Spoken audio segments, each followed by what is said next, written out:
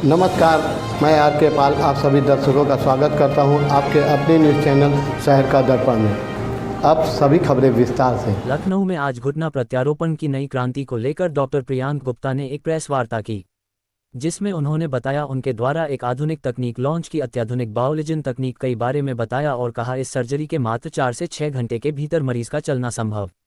अब तक डॉक्टर प्रियांक गुप्ता ने लगभग 11,000 सफल सर्जरी कर चुके हैं। अब वह लखनऊ में नियमित सर्जिकल सेवाएं देंगे।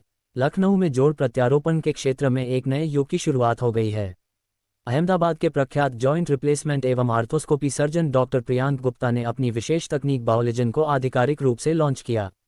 ये तकनीक घुटने के दर्द से जूझ रहे मरीजों के लिए न केवल रिकवरी के समय को कम करेगी, बल्कि उन्हें एक स्वाभाविक और सक्रिय जीवन जीने में मदद करेगी।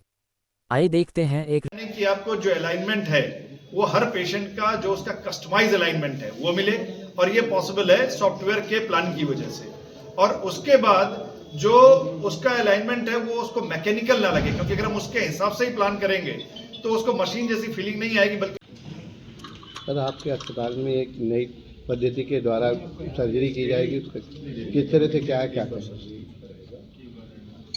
डॉक्टर प्रियांक 3R जोड़ प्रत्यारोपण के क्षेत्र में एक क्रांतिकारी परिवर्तन है, और इसमें हम प्रत्यारोपण नहीं कर रहे हैं, पुनर्सतहीकरण यानी कि रिसर्फेसिंग कर रहे हैं, और वो भी बायो अलाइनमेंट यानी कि हर किसी के लिए जो उनका इंडिविजुअल अलाइनमेंट है वो दे करके, और इसके अलावा जो रैपिड रिकवरी है यानी कि सर्जरी को जल्दी करके, जिसकी वजह से कम ब्लड लॉस हो और कम से कम पेन किलर की जरूरत पड़े। और लास्ट जो सबसे जरूरी चीज है वो है एस्थेटिक्स, यानी कि जो कॉस्मेसिस हम मेंटेन करते हैं, यानी कि बिना टाके लिए हुए जो हम सर्जरी करते हैं, उसकी वजह से कॉस्मेसिस भी इंप्रूव होती है और रिकवरी भी फास्ट आती है। ये जो तकनीक की इसकी आवश्यकता क्यों पड़ी? इसकी आवश्यकता इसलिए पड़ी कि पहले जो सर्जरी जिस तरीके से हो रही थी उसकी वजह से पेशेंट की रिकवरी बहुत लंबी हो जाती थी। उनको रिकवरी में 1.5 से 2 महीने लगते थे। काफी लंबा समय उनको वॉकर और दूसरों के सपोर्ट के साथ निकालना पड़ता था, और इसके अलावा जो टाके भी आते थे वो काफी समय तक पेनफुल रहते थे, और उसके लिए भी वो बार बार उन्हें दिखाने के लिए या फॉलोअप के लिए आना पड़ता था। जैसे कि आप बता रहे हैं कि इसमें कम समय लगा, तो कितना समय इसको रिकवर करने में लगता है? पेशेंट को करीबन पेशेंट 2 से 3 हफ्ते में अपने सारे काम करना शुरू कर सकते हैं, और हॉस्पिटल के स्टे के दौरान वो बिना वॉकर और बिना किसी सपोर्ट के खड़े हो सकते हैं और चल सकते हैं। बात करिए कि जो वो सर्जरी में पैसे का क्या मतलब, कम में होगी कि ज्यादा? हाँ, इसमें खर्च इनडायरेक्ट पेशेंट को फर्क ये पड़ा कि जो पहले उनको खर्च आता था 6 दिन का, वो स्टे अभी घट करके 4 दिन हो गया दोनों घुटनों के लिए। और एक घुटने के लिए जो जहां हमें पहले 4 दिन की जरूरत पड़ती थी, तो अभी हम 2 दिन में ही वो सर्जरी के बाद पेशेंट को डिस्चार्ज कर सकते हैं। तो उनको इफेक्टिवली उस टाइम का फायदा हुआ। जो उनको फिजियोथेरेपी में जो खर्च होता था, लंबा समय लगता था, वो सारा अभी लगभग नेग्लिजिबल हो गया, आधा हो गया। तो जो रिकवरी से जुड़ी हुई जितनी भी जरूरतें थी वो सारी कम होने की वजह से उनका ओवरऑल जो खर्च है वो काफी कम हुआ। बायो लाइन जो तकनीक है इसमें रोबोटिक विधि का यूज करते हैं? नहीं, इसमें हम एक सॉफ्टवेयर के माध्यम से जो पेशेंट का अलाइनमेंट है वो डिसाइड करते हैं, और उनके कट्स डिसाइड करते हैं, और उसके बाद मैनुअल एग्जीक्यूशन करते हैं।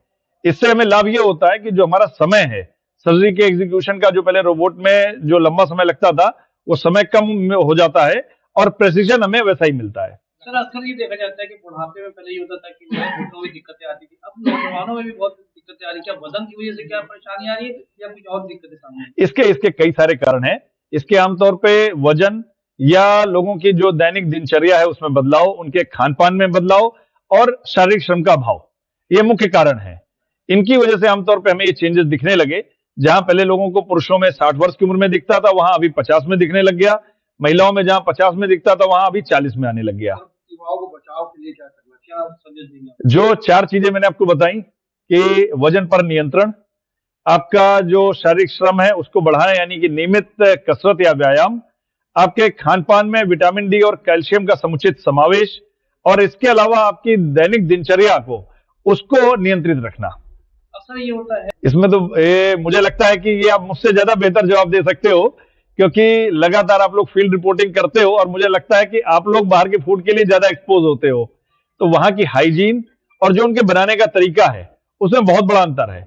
क्योंकि एक बहुत छोटा सा एग्जांपल दूंगा, आपके घर में आपकी माँ, आपकी पत्नी जो बना रहे हैं वो आपके लिए उस मन से बना रहे हैं, और जो बाहर बनता है वो कॉमर्शलाइजेशन है सबसे बड़ा सवाल ये इस टाइम हालांकि क्या नहीं कि किस चीज के बारे में यूज के लिए आपके शारीरिक श्रम का कोई शॉर्टकट नहीं है।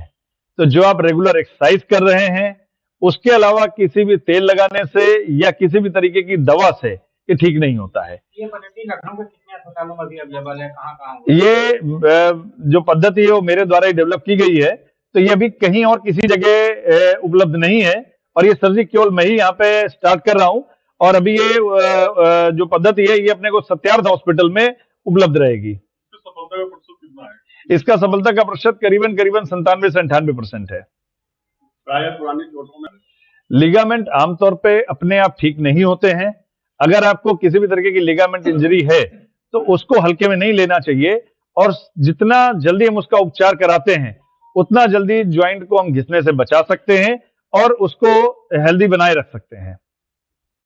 मत होइए कंफ्यूज, देखते रहिए शहर का दर्पण न्यूज़, क्योंकि खबरों की नब्ज पहचानते हैं हम। फिर अगले बुलेटिन में मुलाकात होगी, तब तक के लिए नमस्कार।